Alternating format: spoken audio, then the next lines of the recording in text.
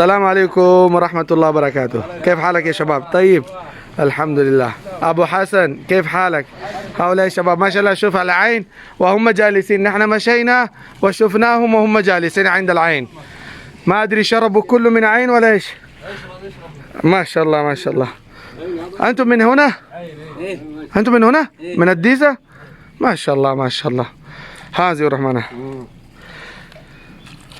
نحن جينا قبل سنوات وما شاء الله أخذنا عزبة وكذا. مشيت هنا. وي نعم وتغدينا كمان. ها؟ شفتوا المزارع؟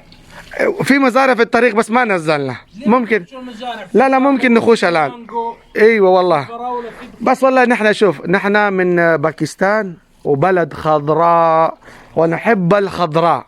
عندنا شوارع مليان من الأشجار مغطي. فرحانين فيه. اي نعم. لا ونحن فرحانين لما نشوف من الخضر من الأشجار من الماء نفرح. هذه الطبيعة يا أخي.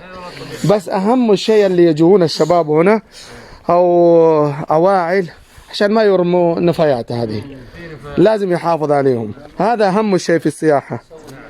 شكرا يا شباب. شكرا. ايش اسم القناة؟ اسمي محمد صادق. هو صادق تي في. SADIQ صادق تي في. عشان انا ابغى اشوف مقطع بصير واحد من متابعينا. والله انا دائما انزل المقاطع يعني تعليميه من شو اسمه محاضرات، مثل محاضرات دقيقه شويه.